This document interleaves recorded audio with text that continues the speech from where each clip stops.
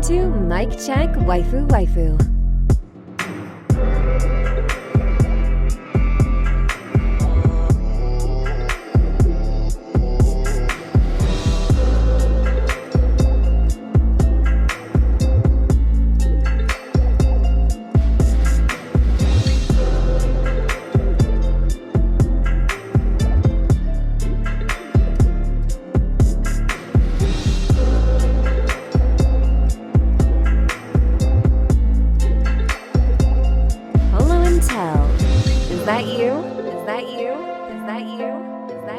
Check.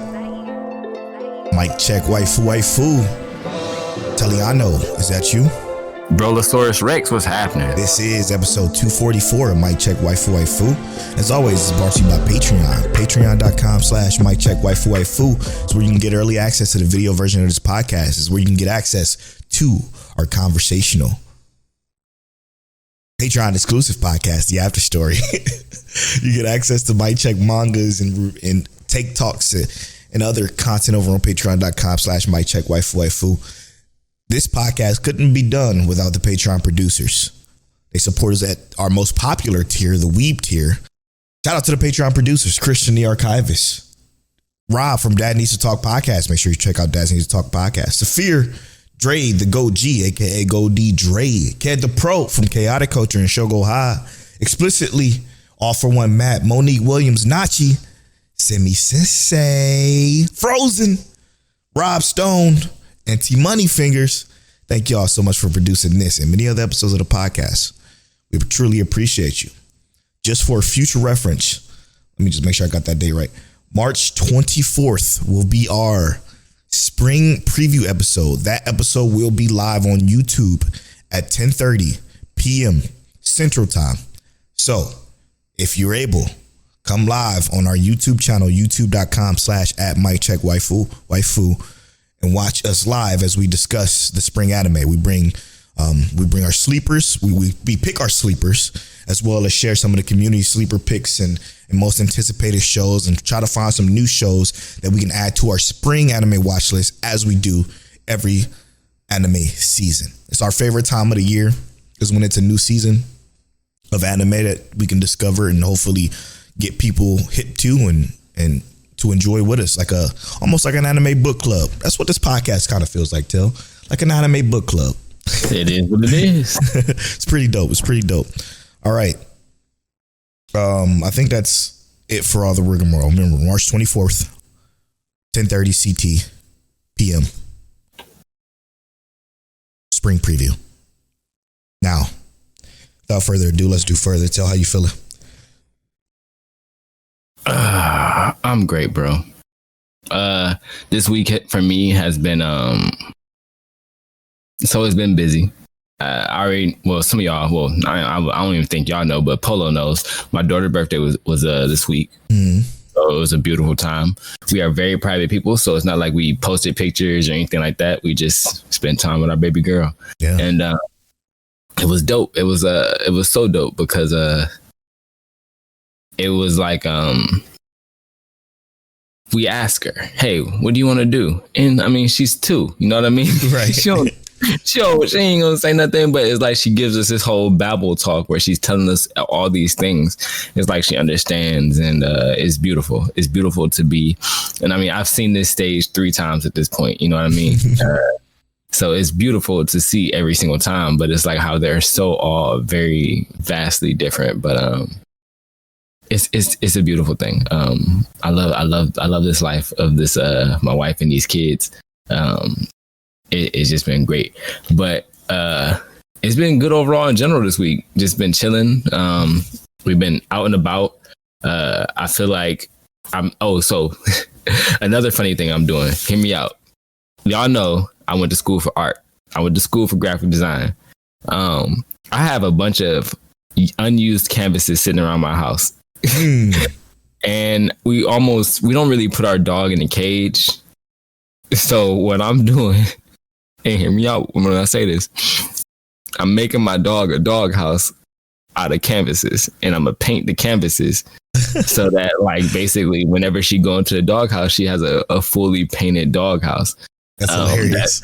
but it's like actual dog canvases or like paint canvases. So I've already measured everything. I got all the canvases together. I got the roof of it already like screwed and glued together, so it's like stable and everything. Mm-hmm. I have one side of the roof painted or drawn already to like get ready to paint. So I'm just like, I felt like this is my creative bag, just doing unnecessary creative stuff. Just make sure the paint is safe for the dog.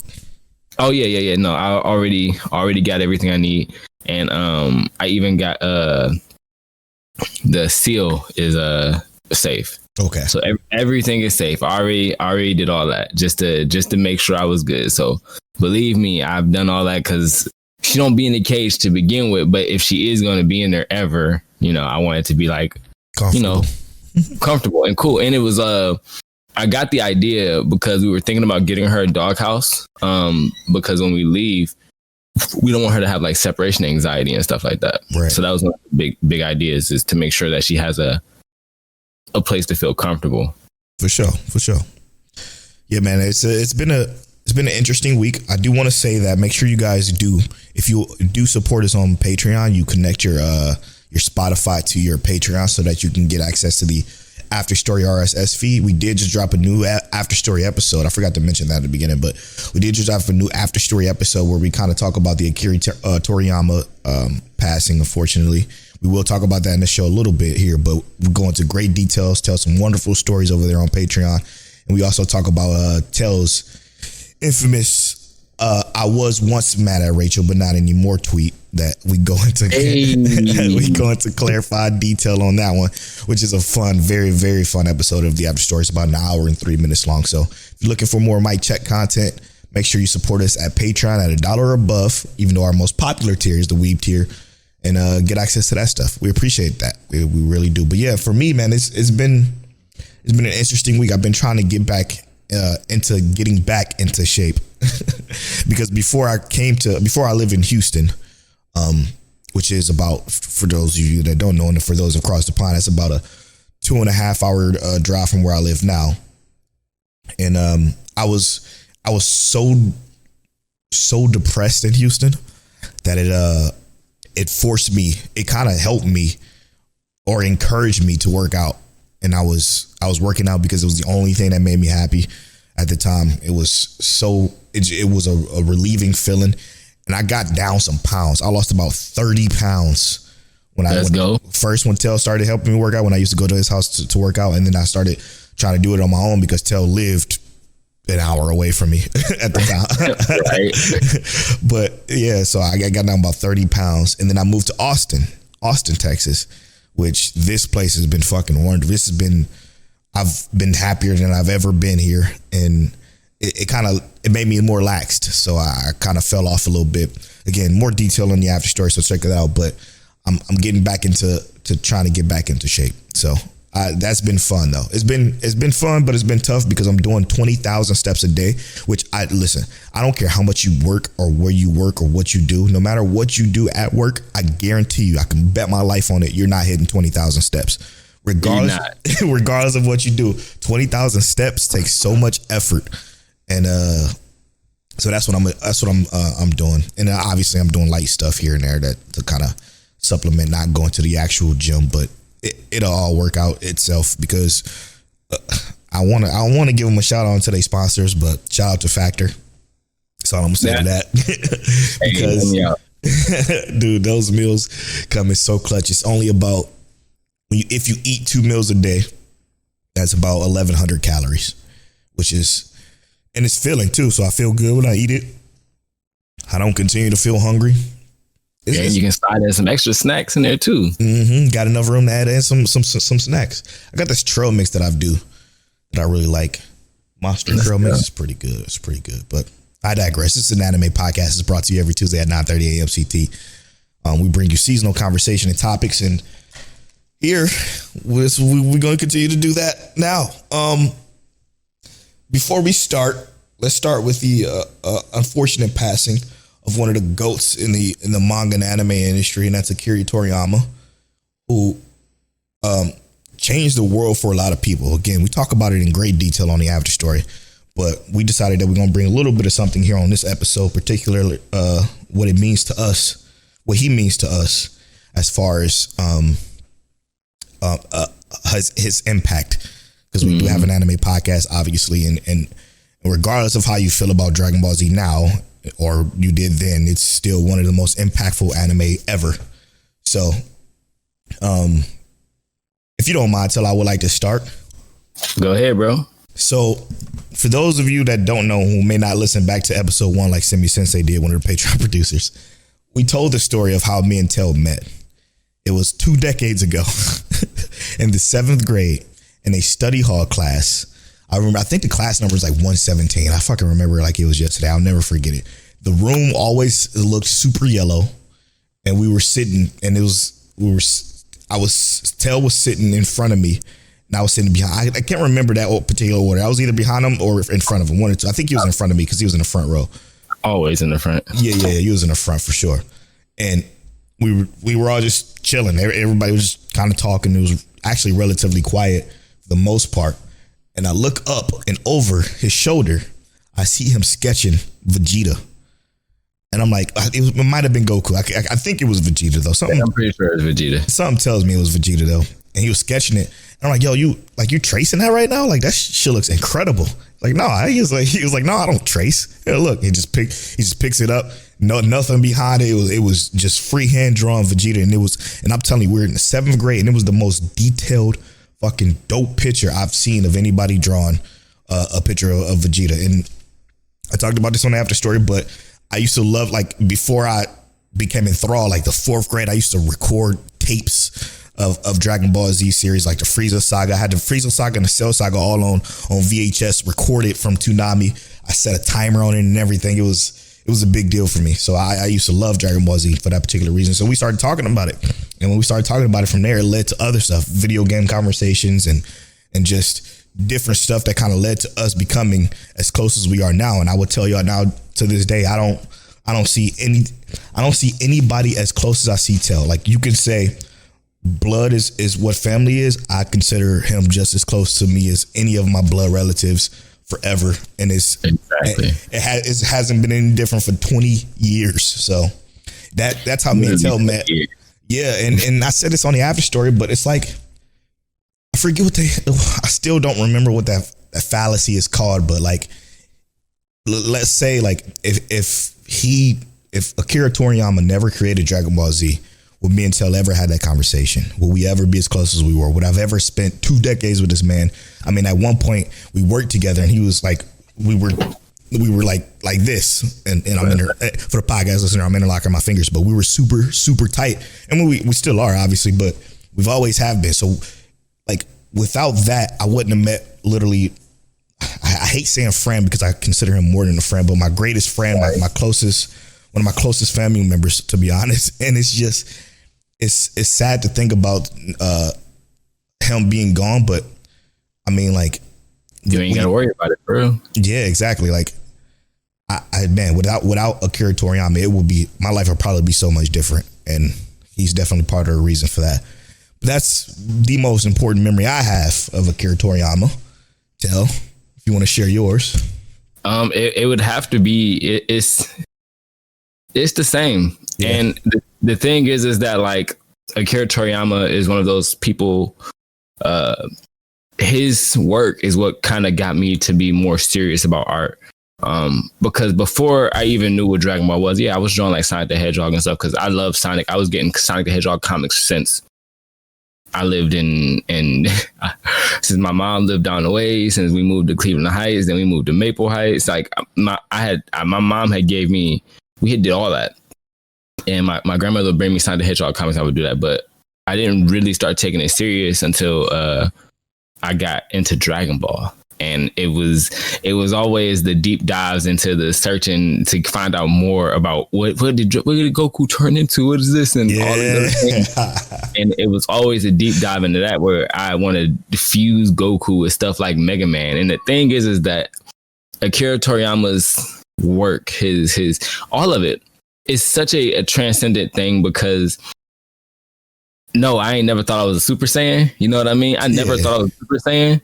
But I ain't never thought that, like, man, I ain't never not want to be like that powerful. You know what I mean? I've always wanted to be that powerful, or I want to be that person for a friend or anything like that. So Dragon Ball was such a transcending like show for me, because it took me to that next level in art and everything.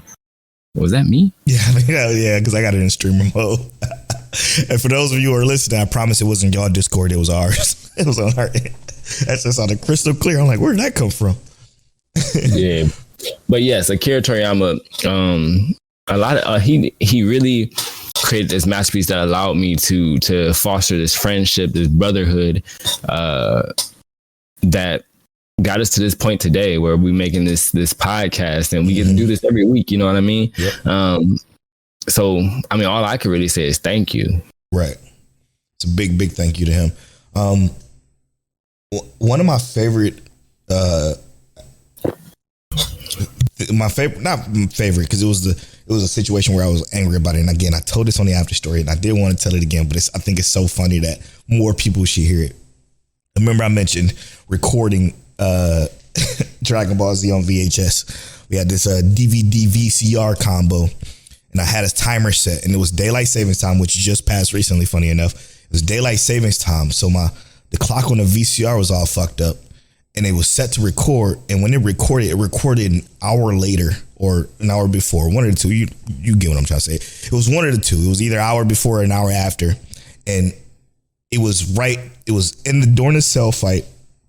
I'm watching the tape back, and the shit goes to the next show, and the fucking next show is Big O, and I completely missed that episode at the time because I didn't have a computer. Obviously, I was in the 4th grade, but I completely missed that episode of it was during the Cell tournament, and I remember it was when he was bodying people like with his baby cells. I can never forget it, but I missed that episode. I didn't get to see it at that time because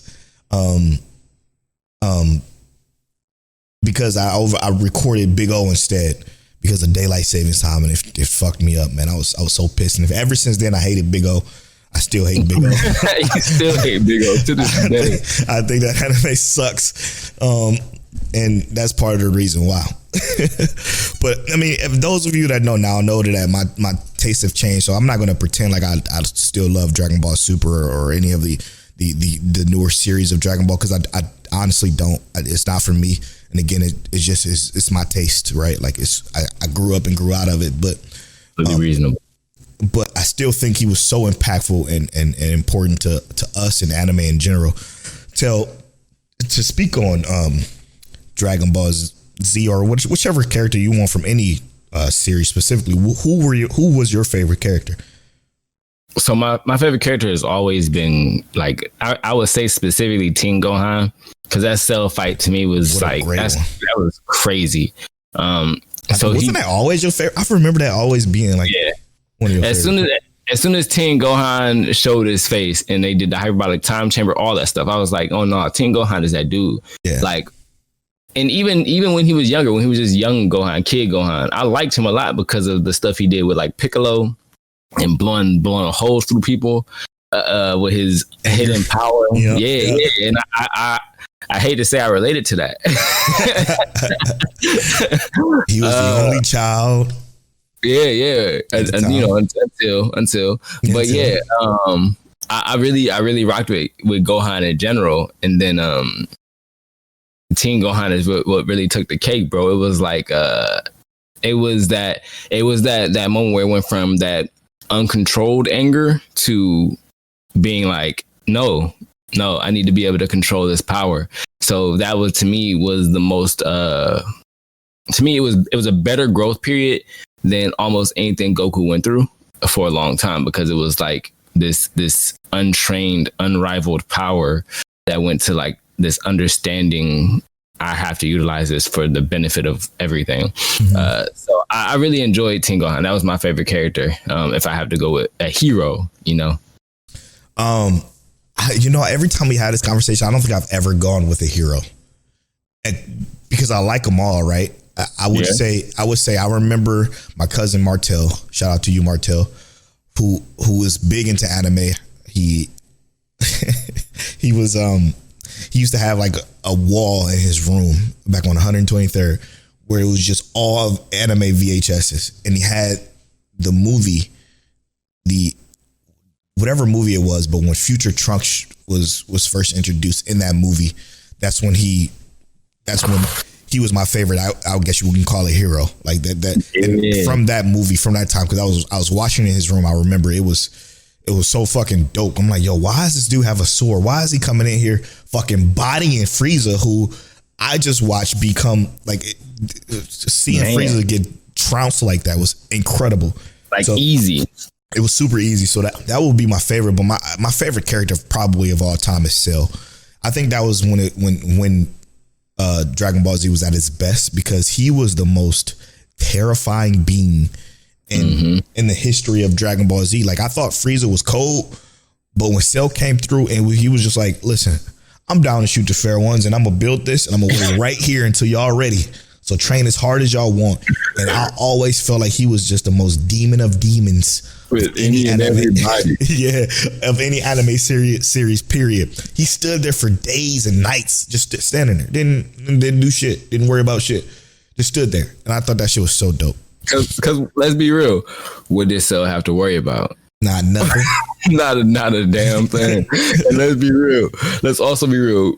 If Goku, he would have eventually ended up folding Goku. He would have eventually ended up folding Goku. And Goku was sick, so got it, granted, whatever. Yep. He would have definitely folded Goku. And then he already, there was nobody who was touching him. And if Goku had died from being sick, then he definitely would have folded Gohan too. Yes. So yeah, that's my favorite. And then my favorite, and then just go to a favorite moment really quick. My favorite moment of Dragon Ball Z was back again in the 4th grade during my VHS recordings of the Frieza arc. And the first time I seen the transformation, because I knew, again, nothing about it. I only knew Super Saiyan only knew Saiyans to be giant gorillas, or whatever the case may be. But to see him get so angry after Krillin's death, and he's fucking charging, and he's fucking flashy. I'm like, what is happening? I was losing my fucking mind. That is absolutely, the planet getting destroyed. Yep, the planet breaking, and lightning just, and he just fucking turns into this fucking yellow dude out of nowhere with blue eyes. I'm like, yo, this shit is incredible. I was so hyped. Even my brother, who didn't watch anime and didn't care about it, was like, yo, that shit is fucking dope. Like, he was so excited about it, just as excited as I was about seeing that. That shit was incredible. And you just made me think about another just fire moment, right? And this is kind of be like, I guess, like a last moment I thought about, but I feel like this is kind of unspoken. What I know is Yajirobe. When they was fighting Vegeta, and Yajirobe came through with the clutch tail cut. Yep. Hear me out, man. Hear me out. I was pretty clean. Some of the characters in Dragon Ball and Dragon Ball Z are slept on. And I feel like Yajirobe was one of those characters that, man, I wish that, like, I do wish, and I know he was a gag, like, kind of like funny character, but some of these gag funny characters, they come through in a clutch. And I really wish that a character like Yajirobe could have been like, I know he wasn't never serious enough to stay that long and be that good forever. Yeah. But man, they had their moments. And that's what I loved about the series, is that everybody had a moment or something that made them memorable. I used to think about that, because I used to think about that with Tien. I used to want him to be more, because he was so fucking just, I don't know, he felt intimidating. Yeah, but he just never amounted to much. He was still dope in Super too. Oh, okay. See, I didn't watch all of Super. I would love to see that, because that, again, that's another one of my favorite characters, was Tien. He was dope. All right. Thank you, Akira Toriyama. We probably wouldn't be here without you, so we appreciate all you did. And again, like, it's unfortunate to think about, but and this might sound morbid as hell, but like now, like, it's around that time where, unfortunately, these invincible people we think would be here forever, they might not have too much longer. So we have to appreciate their work now while they're here and forever, which will be easy to do. So, and then shout out to all the tributes I've seen, like even Solo Leveling Solo Leveling was a day late because they added that Goku jump, you know what I'm saying, in the most recent episode of Solo Leveling, which was fucking incredible. Like that was so dope to see a super. It wasn't quick, right? They took him a couple of weeks to do it because we found out later than everybody else because he passed away March 1st.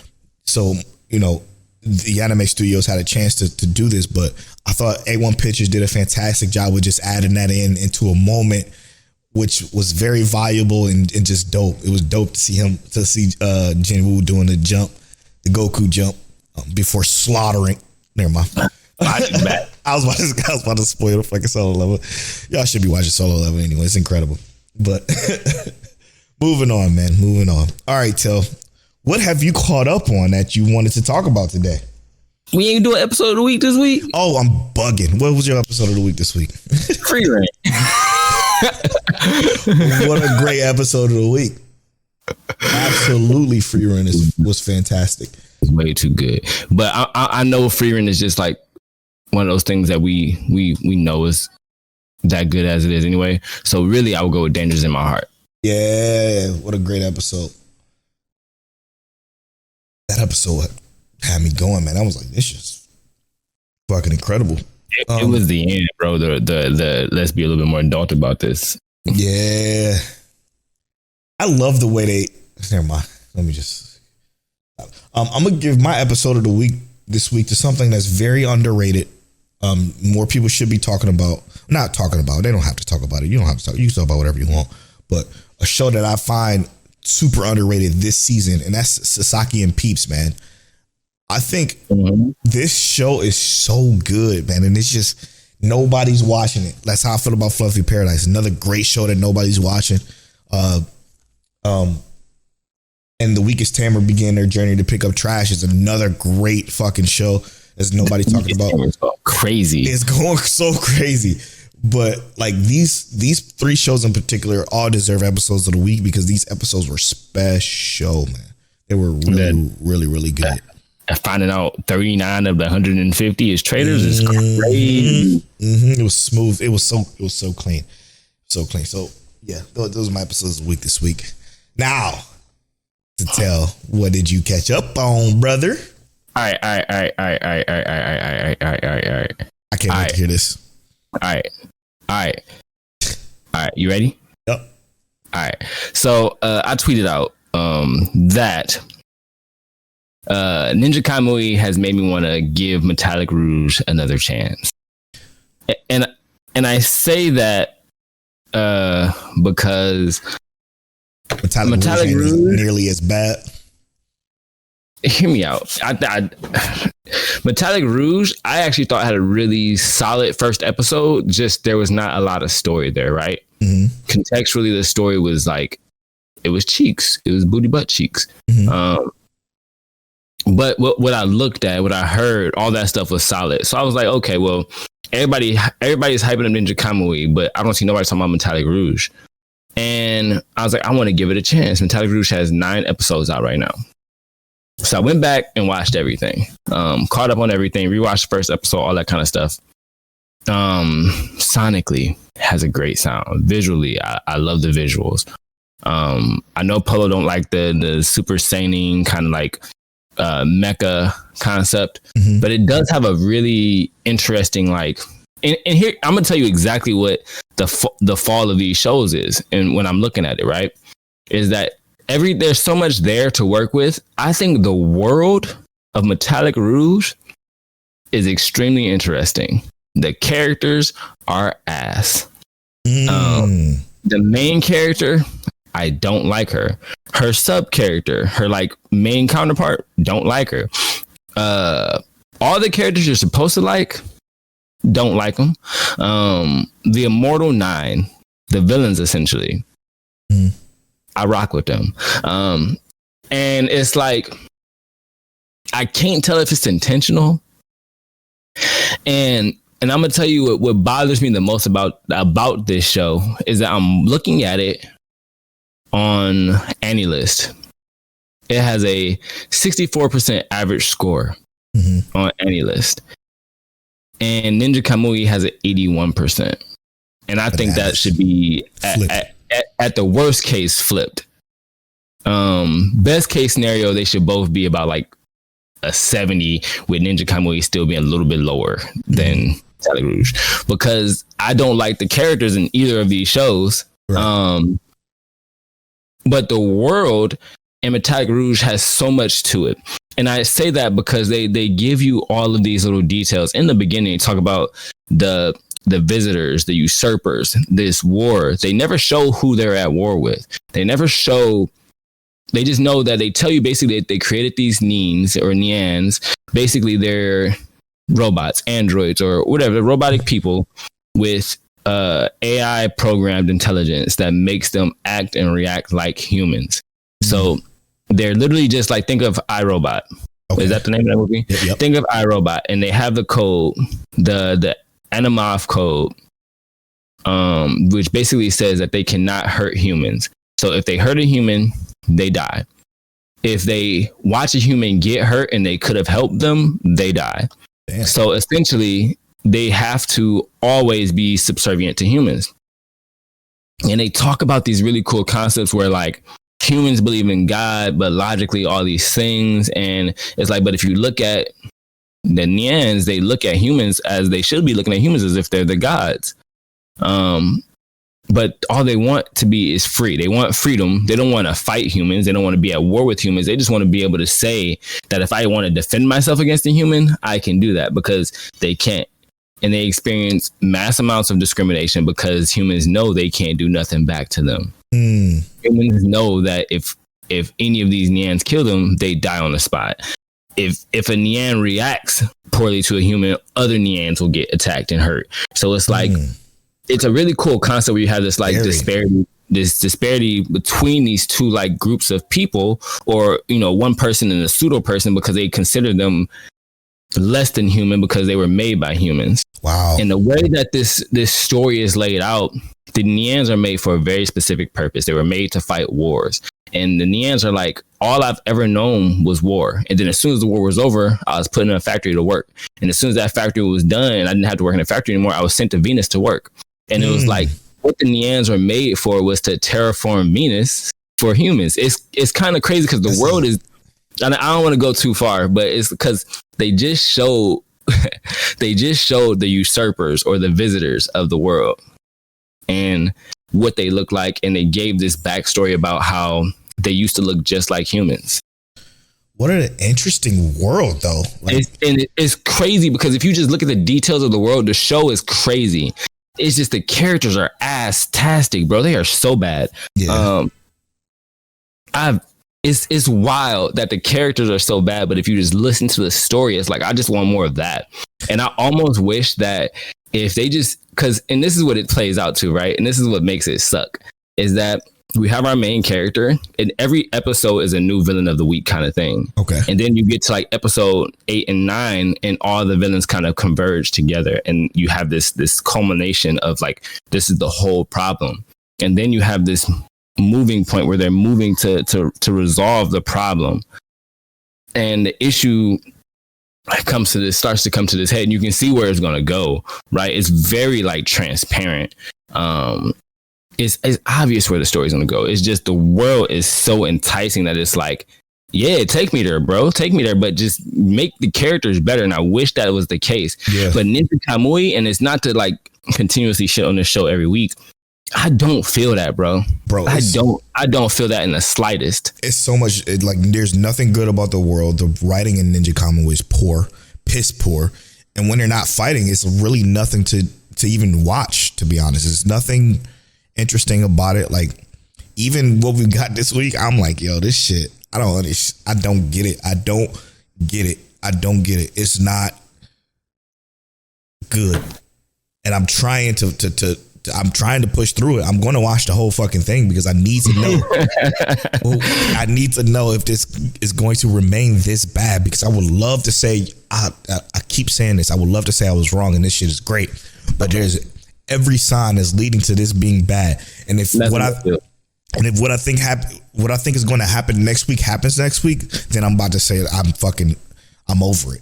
Because if I'm thinking what I'm thinking is about to happen, then there's no fucking way that anybody can be like, yo, this is so good. Like, there's no way. There's no way. But I like, even the script, I don't get the script being this atrocious.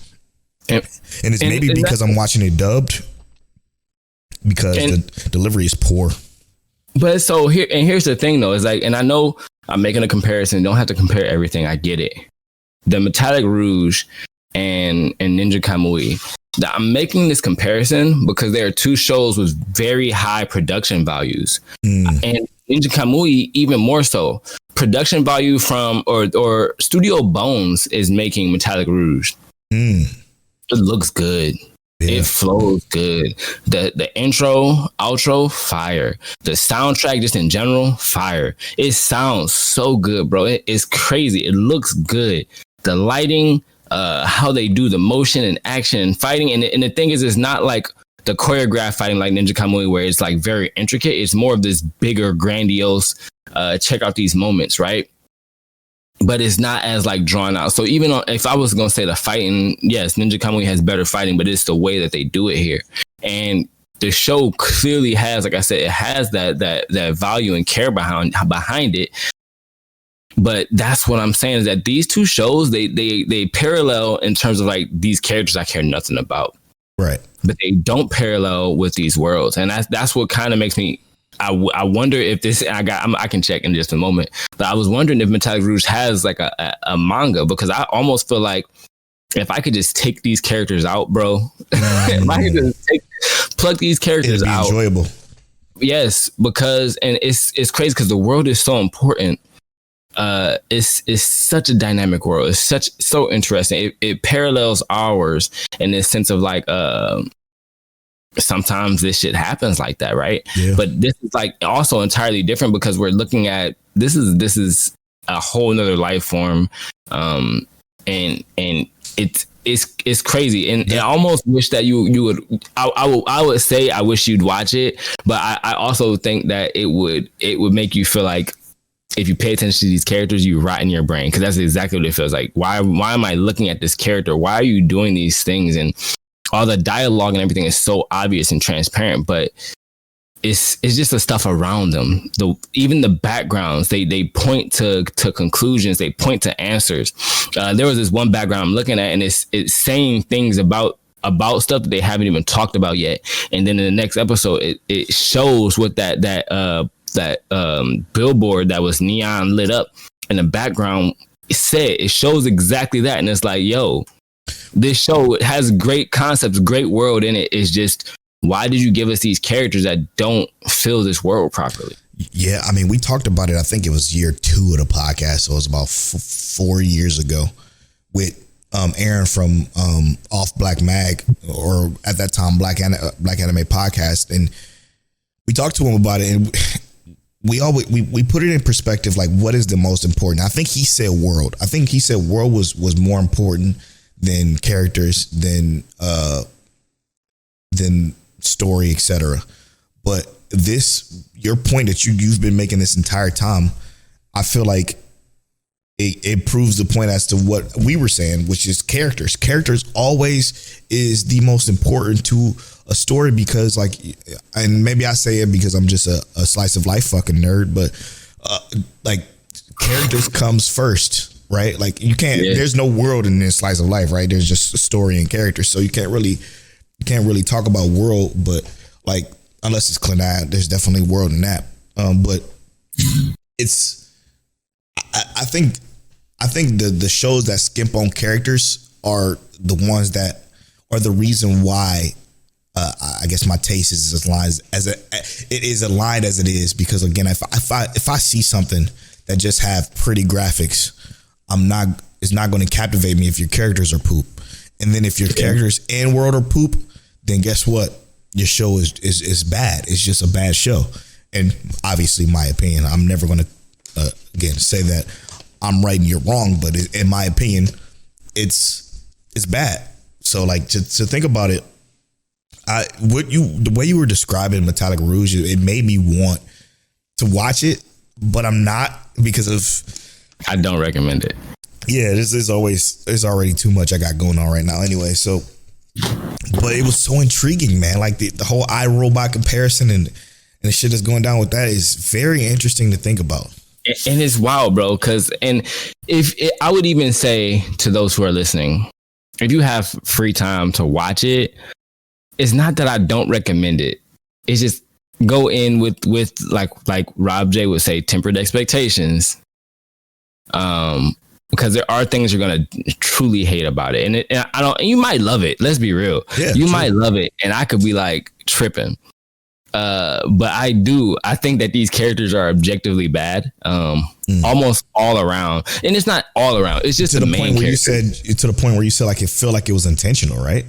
Yeah, the two main characters are actually just like not interesting, but even one of them got redemption in the 9th episode to be like, oh, that's kind of actually interesting in a sense. It's just the main character is the only one who's not super interesting. She just has this personality that does not drive the show in a sense that makes it feel rewarding. Yeah, and you know what I mean? You're rewarded for your time.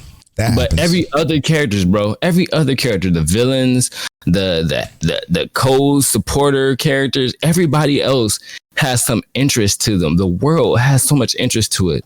It's just crazy to think that this one character and at one point the two characters were just dragging the show down to where it was like, why am I even watching this less than B tier show? Whereas if this character was better, if these two characters were better, this show could actually just be like a solid B. It could be cool. It could be like, yeah, I'd recommend this. Just turn it on and watch it. It's good.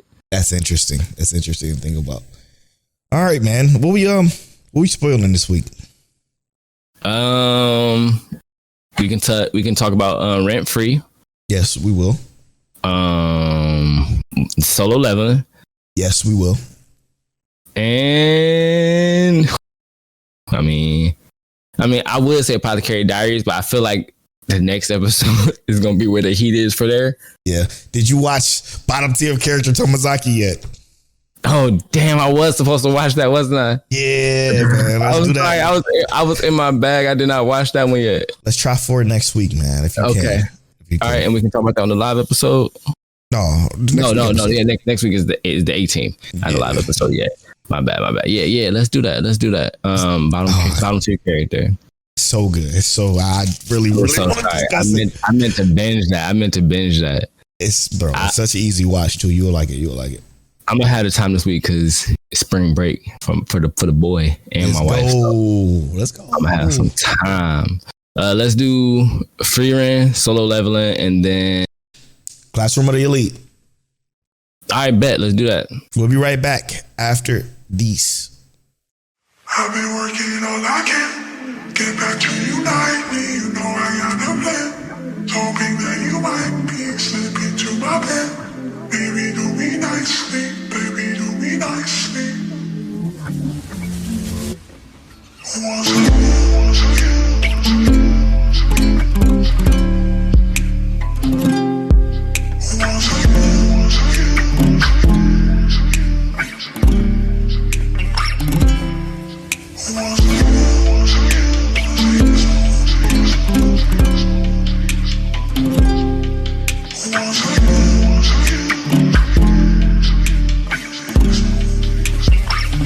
I've been working all I can. Get back to unite me. You know I got a plan. Hoping that you might be slip into my bed. Baby, do me nicely. Baby, do me nicely. Thinking about your body, thinking about your lips. Where they go so lightly, slip into my bed.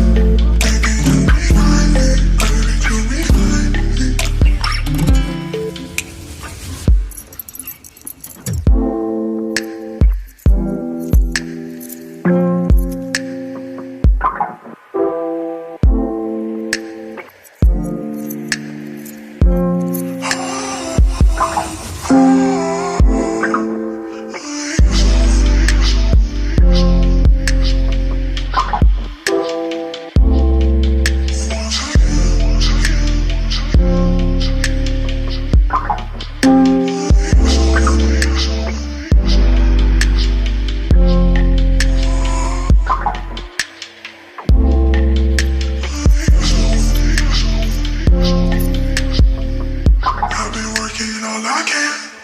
back to you nightly, you know I got a plan. Hoping that you might please slip into my bed. Baby, do me nicely, baby, do me nicely.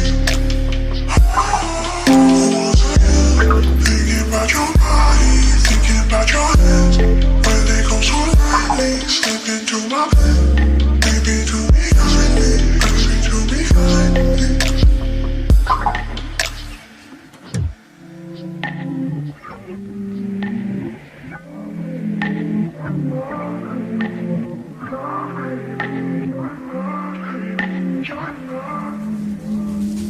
I've been living in this life, baby. This is undeniable, I want you to call up on my side, baby. And slowly give me all your love. I've been living to you.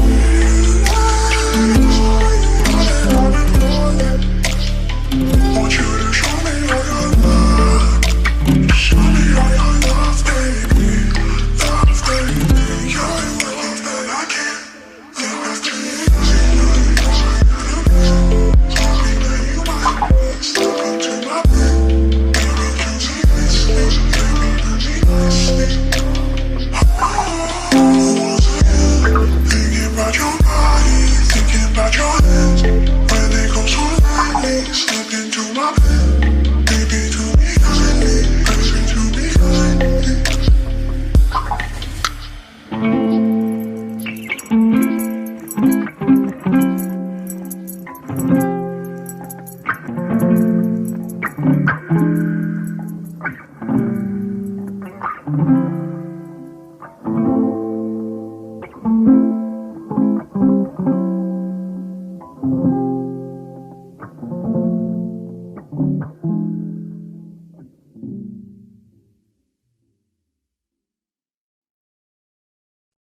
And welcome back to episode 244 of Mic Check Waifu. We're going to spoil some Frieren, man, which is episode, you just said it, I just forgot that fact, 26 of Frieren, which is my favorite number. Yeah, so again, our gut checks being off for Frieren is nothing new because this fucking show is so unpredictable and so damn good. It is Mic Check Waifu's anime of the year for 2023. And it 2 episodes left. I don't think it's going to change, so we don't have to worry about that. This show solidified itself probably in my top 5 now, to be honest. Yeah. I don't know where the fuck Madhouse got the talent. Not saying that they weren't talented before, but there's no Overlord show that looked this good. There's no anything else that they've done that looked this good. While Overlord is great, and the way they convert manga into anime is brilliant when it comes to the storytelling, pacing, etc. But this looked like incredible, like fucking A1 pictures, ufotable, Mappa quality animation. It was the most beautiful thing I've ever seen. But they continued the fight between the replica Frieren and Fern, which wonderful. We had no idea, first of all, because we didn't think that this fight could continue. We thought that they would have to push the story forward, progress, but I felt like this episode just was way too fast. And you know what that means? I enjoyed it. Mm-hmm. It means I had fun. And I'm sitting here thinking about the episode. I'm thinking about how they did the what's her name, Ebel or Ubel? Yeah, Ubel. Her moment. It's just like the way they weave the things in, the whole explanation as to how magic works, right? They do that so well. It sucks. They do it so well. It's irritating. 26 episodes in, we're just now learning about the way magic works in this world, and it doesn't even matter.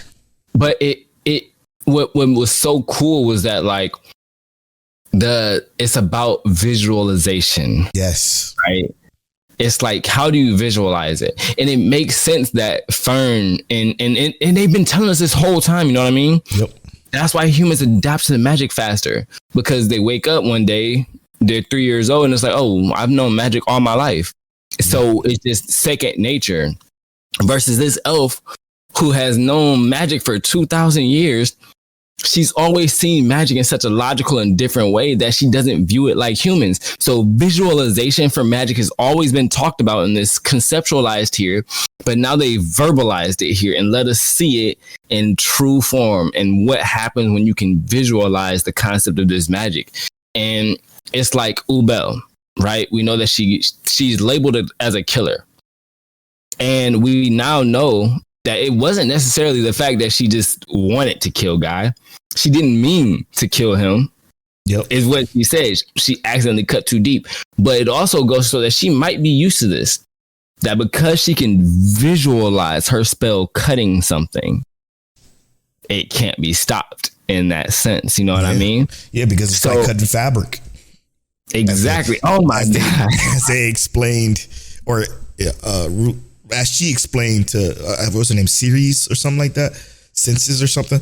As she explained the senses in the office or whatever, like and then they went back to even her story. Like it was a flashback within a flashback that perfectly weaved into why she would be able to beat Senses like it's nothing. And even Senses was like, yeah, so if they fought each other, I know she would lose. And we were like, wait, and I'm gonna speak for you because I maybe you were thinking the same thing, but how the fuck would she beat her? She's a first class mage and she's the director, the instructor of this. I'm like, yo, how? And then they proceed to explain that in such a fucking beautifully woven way, man. And then the fact that they didn't show the fight between her was perfect because we didn't need to see it because of all of the explanation that they gave within how magic works and how it's a rock, paper, scissors game and how, you know, certain things is weak to against certain things, except for if you're Frieren. It's unbelievable. It's unbelievable. It was so fucking well done. And then to go past that part to get to the fight itself, Fern does her fucking thing and blows off the replica's arms. And then when that happens, Frieren does some magic that blows Fern back, breaks her staff and just the Frieren clone. Yeah, the Frieren clone, sorry. The Frieren clone breaks her staff, blows her back. And she was like, what'd she say? She's like, I haven't had to use that in over 80 years. In over 80 years. When Hemel was alive. Yes. So like, it was incredible. And then the fact that they mentioned like how she was like, I would underestimate you. And right. Like the realization, like her self-realization and self-characterization of herself is brilliant. This, I keep wanting to say girl, but this woman speaks as though she understands her not only her flaws, but just her capability. I don't know of understanding. It's so because at the beginning of this, you would think she didn't understand anything about anybody, and she didn't essentially until the adventurers party was done and dying. Right. When she started to kind of like gradually learn from a baby Fern and learn from eventually the teenage Fern and then learn from what the fuck is his name? Why can't I think of his name when we don't see him for a long time? Stark. Or no, not Stark. Yeah, it is Stark. It is Stark. Okay. Yeah, it is Stark. You're right.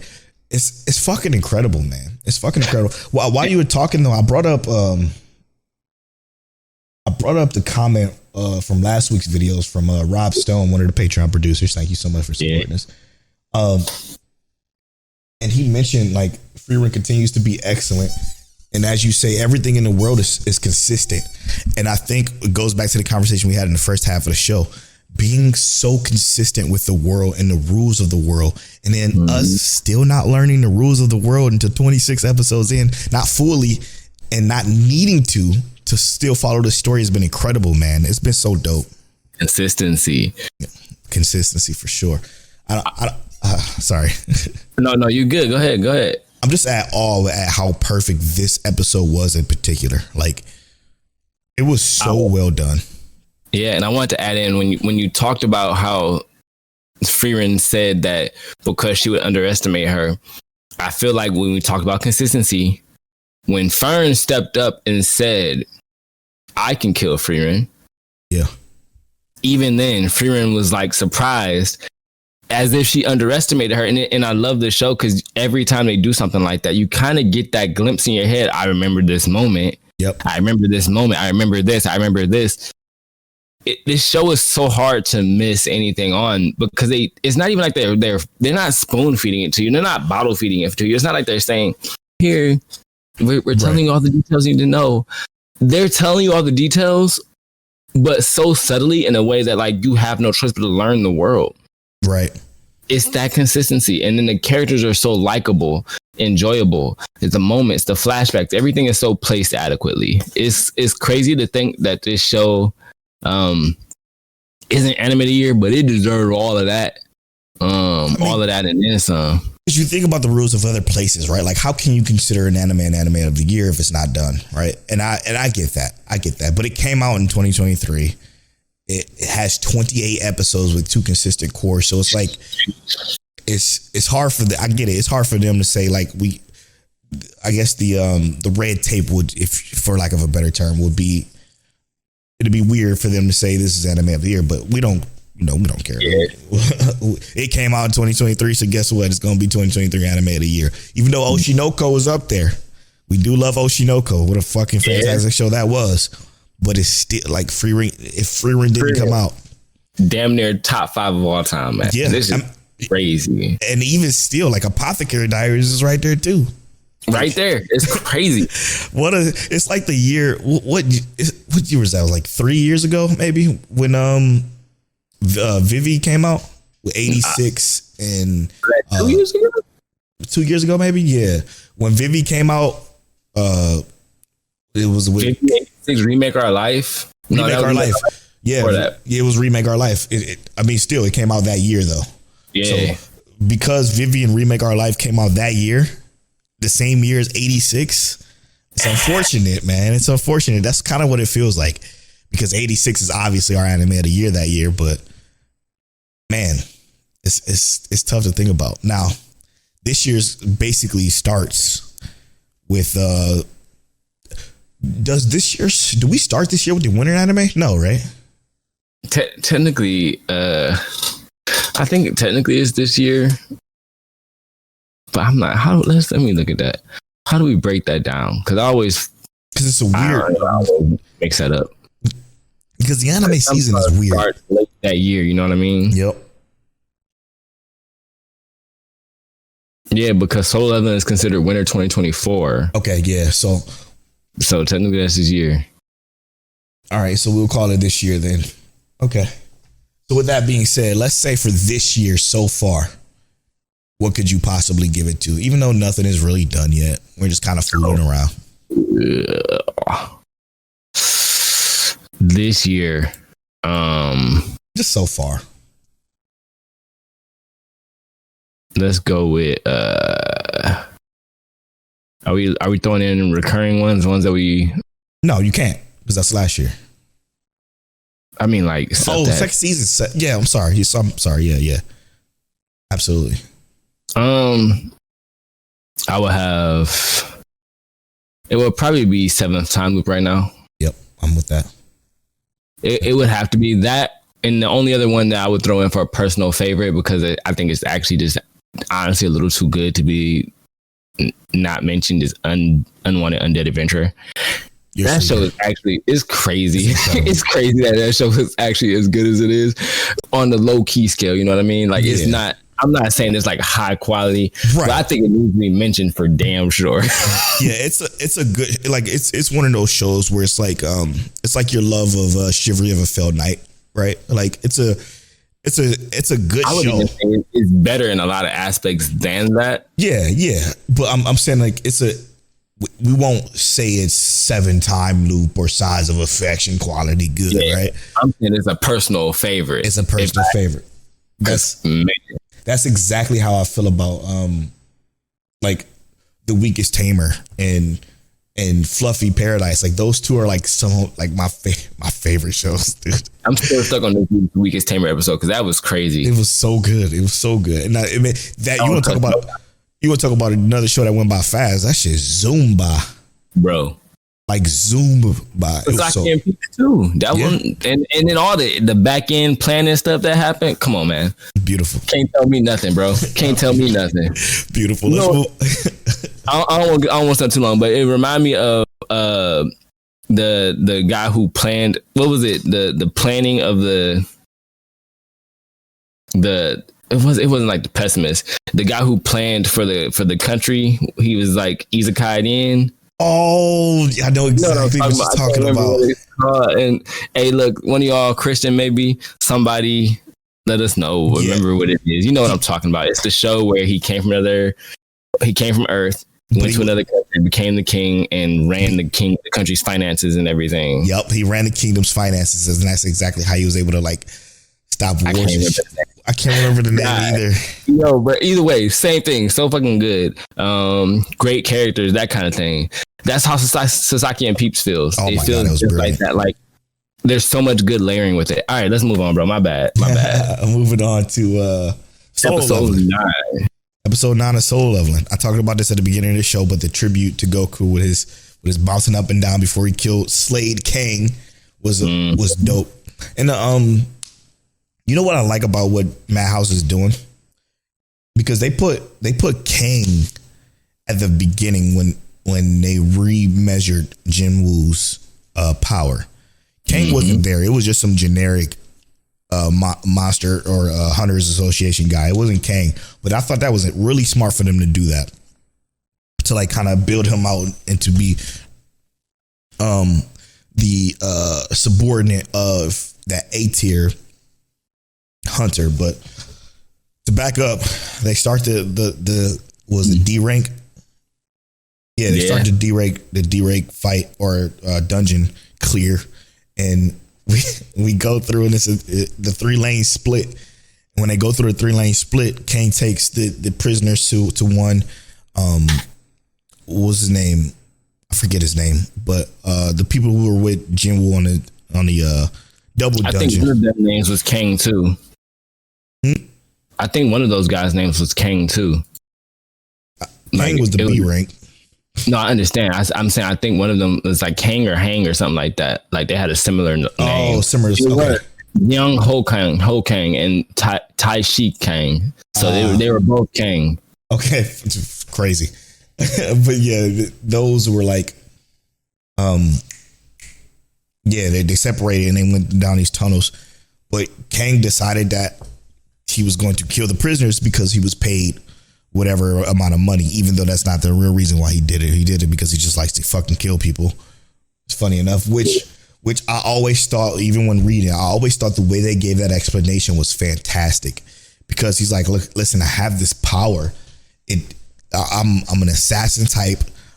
Like I just, the urge of cutting something up is so enjoyable when you could do it as easy as you possibly can. And just that rationale is terrifying to think about. But I also find it to be mentally ill. Yeah, mentally ill and like intriguing, I guess. Like the morality within something like this happening. You think about, like, what if this happened in the real world, right? Like, if people got shit like that, you don't think something like that mentally would happen? Of course it would. Of course it would. And then he's smart enough to do it the way he did it. Like, his whole stealth ability was fucking dope that nobody knew about. Yeah, but also you think that he joined the Hunter Association as like a legal thing. Yep. He passes very obviously, and I ain't trying to say like how police officers do, but he very legally passes as someone who, hey, this is what I do. I work with, I'm an agent. So he has all the credentials.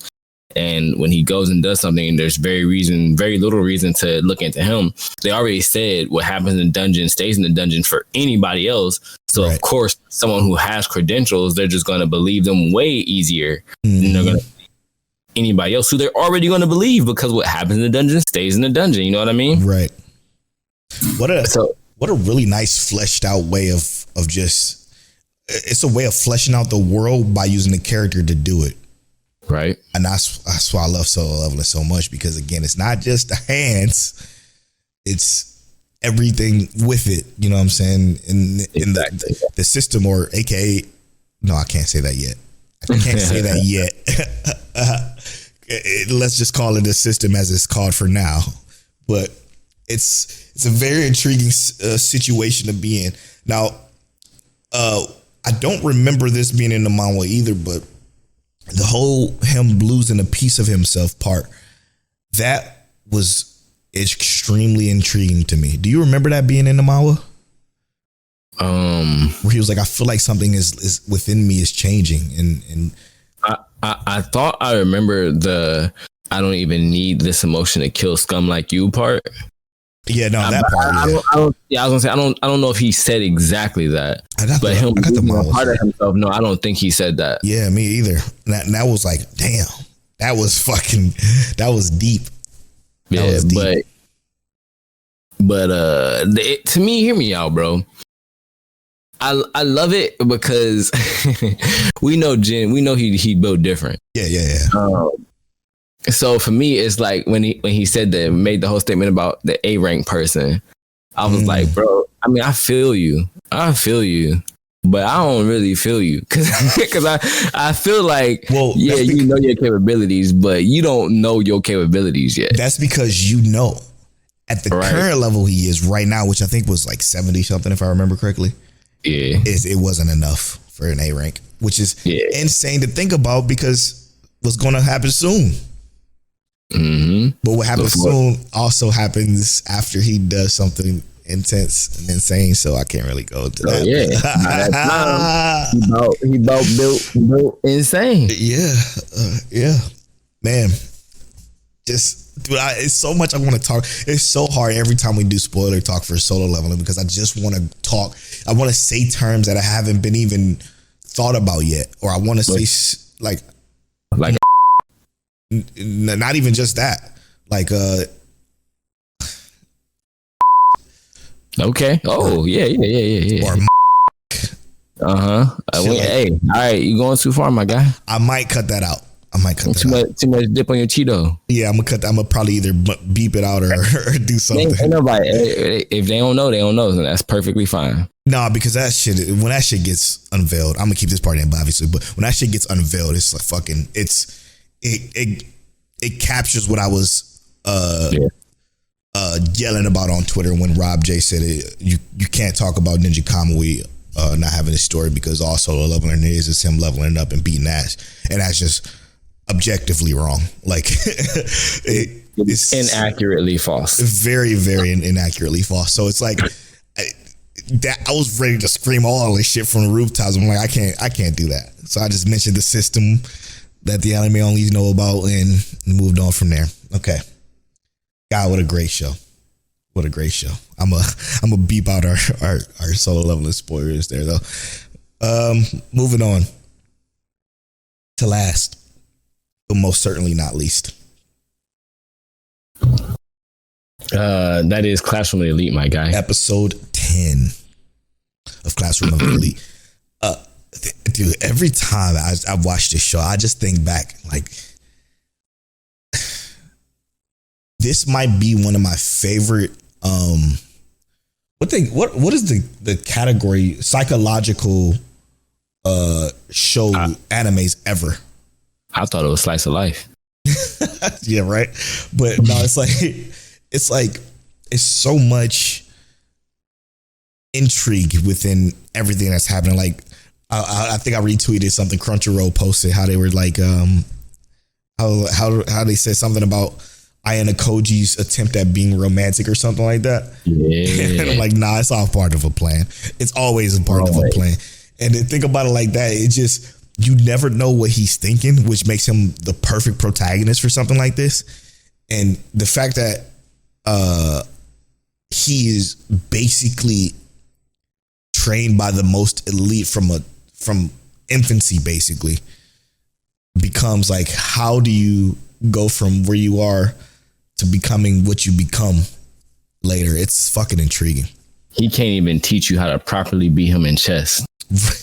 Right. He beat her. What was the score? Like 51 times. 51-3. Yeah. And he had to go easy. He had to go easy for it to be attempted. But the fact that he's the one, he's like, I feel like you're the one that I can train it'll be the most efficient to train you with. And then the whole conversation he had with Horror, what was our partner name, man? What's his name? Gotta go to the list. Hold on. Yeah, unless I'm doing the same thing. So many fucking characters in the show. I swear to Bob and Christ. And we're trying to remember them all is insane. The popular dude, you know what I'm talking about. I know who you're talking about. I just gotta find it too, bro. We ain't here. It's not Haruki. It is. Goodness gracious. Horita. All right, there you go. Yeah. Horita, yeah. That conversation he has with him where he broke him down, like, listen, this is the situation, and just fucking dogged him basically. Do you think Ayano Koji? He didn't dog him, bro. I mean, he did. He definitely did. He's like, he basically called him worthless. Like it was. Do you think something like that would help you in that situation to become somebody completely different? I'm gonna tell you how I see it, right? Because I didn't think he was dogging him. No, he literally called him worthless. He said, "You're worthless." I think he was giving him a reality check. Like, yeah. and by that I mean that, yeah, currently the way you're acting, you are worthless, yeah. Right, bro? Like you're saying you want to take on this responsibility. You're saying you want to be able to lead the group, but bro, are you? Mm-hmm. Are you doing that right now, or are you sitting here moping? Are you sitting here crying to everybody because you lost one person? Like, a leader ain't got time to say, "I'm sorry for losing one person." Yes, we lost a person. You have to take that on the chin and keep moving. Are you saying that you the kind of guys gonna take it on the chin and keep moving? You're gonna take it on the chin and cry about it? Right. Because that's not a leader. Leaders can't do that. All it's going to do is lead to you losing more people. That's what I'm saying. Yeah. Hey, if a bill come up, I'm someone at this house who got to pay the bill. Is it going to be me or is it going to be my wife? It got paid. I'm going to figure out the next move. That's all I'm saying. We got to keep it moving. We ain't got time to sit here and worry about what's happening. But that's what I'm saying, bro. I feel it. But it's like, I didn't feel like he dogged him. I feel like he gave him a reality check. Now, for a high school student, it might have been a little harsh. No, he definitely dogged him. But what Ayano Koji did to lead up to that with Kyoji, though, was brilliant too. Like, to send him there to kind of like beat him down even more before he can go. Yeah. And then break him down even further. Like, he had to bring him down to the very bottom. So he sent Kyoji, which I think is secretly like in cahoots with Ayano Koji more closely than we think. Oh yeah? Yeah, and I think he is like, it's like Ayano Koji and then it's him. But because Kyojin respects Ayano Koji so much, which they won't show in the show, then like I think that's like there's something there between those two. It's like a bigger or a more deeper understanding that we just don't know yet. I really do. And I personally thought that was genius too. Yeah, absolutely. Just with like, because it pushed him into that scenario more where it was like, you're hurting those around you with your moping. You're hurting those around you with your lack of awareness. You know what I mean? Mm-hmm. So he's just being himself. You know what I mean? This is not like indifferent from a character that he's been any other time throughout this entirety of the show. Right. So he's really just being himself. But it's like, now I'm being myself with a poignant point to you. So it's like, to me, that as well was just another masterclass in how to break that character down. But that's what Ayano Koji does. He always does it, right? Yep. Even the characters that are his teammates that end up being pawns, or he's got to save them. Sometimes you got to get broke down so we can get to the next step. He did it to Kawazawa, which made her basically fall in love with him intentionally. Yeah. Like, he knew exactly what he was doing. Even with the leader in Class B, like, he knows that Itose, he knows what he's doing with Itose to make her like a part of his whole scheme. He don't give a fuck about these people for real. He don't like these girls. Like, there's no emotion to this whatsoever other than getting class C all the way up into A rank, and it's wonderful. What you said to Crunchyroll is always a plan. It's always a plan. It's always a part of the plan. But you know, like to go with that plan, what's your gut check? Oh, fuck! What a good question, too. Okay, so the chess match. I obviously think. Wait, I forgot to mention that. What's his face? What? Ryuen. Yeah. He's stepping in as the fucking captain. Yeah. Which means that if Itose wins against Ryuen, then that's it for him. Like he's getting expelled. Right? Isn't that how that works? Yes, because that's the choice, right? Yep. So like that's fucking crazy because Ayanokoji literally just saved him, and I know he's not trying to get rid of Itose yet, or maybe he is. I don't know. It's hard to tell, but okay. So my thought is he's gonna do something to keep them both, to keep all three of them, because he could still use them, right? But in turn, have his class beat Arusu. What's her name? Sakanagi or whatever the fuck. These names are crazy. Yeah, Sakayanagi. Yeah, Sakayanagi. Another demon. Yeah, she's absolutely a demon, but I don't think she's gonna beat what's her face in chess because she's being trained by Ayanokoji. So I wish she could have been the one to play it though. That would have been cleaner. Yeah, but he's needed in other places, you know. Yep, and he got that perfect point or whatever too. So yeah, I think that I think that they mentioned those like 3 games or 3 parts that aren't going to be useful on purpose. So one of those things like dodgeball or whatever. Yeah. I think they're actually going to be important for one of these. And I'm not sure why. One of the 3 ones, the throwaways. They always do something like that. Like, remember they had the track meet where everybody had to run. They didn't know Ayanokoji could run like that. Right. But I think that there's always going to be some kind of misdirection in there. I'm not sure. I'm not exactly sure on which one it is, but I definitely think one of those is going to be important. And I think Ayanokoji is going to know because that's what he do. I like that a lot, actually. And why would you bring it up if you're saying, I don't think these 3 things are specifically important? So it feels like one of those is a pertinent thing that we need to focus on because they're all group based. And even though somebody has to get eliminated or more or less throughout like these competitions, it would make sense to have at least one majorly group based thing like that, where it's like, you know, something like that to focus on. So I do think one of those things we're going to see in the next episode, or not in the specific next episode, but in the episode coming soon. Yeah, to grab like a focal point, if that makes sense. Very interesting. Very, very interesting. I like that. You know what else I like? What's that, bro? When you follow me on social media, I'm at Polo Bar Fly on all social media. I'm at King Taliano on all social media. You can follow our social medias at Mike Check Waifu on Twitter and at Mike Check Waifu on Instagram, TikTok, and Threads. And as always, Mike Check. That's a big peace out.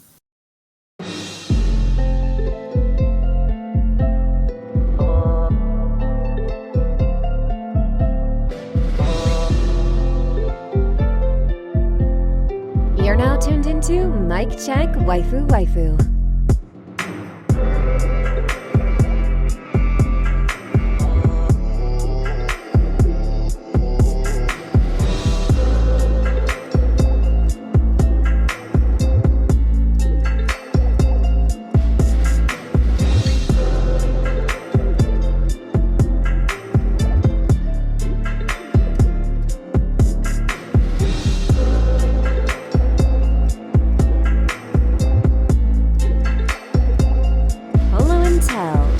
Is that you? Is that you? Is that you? Is that you? Is that you?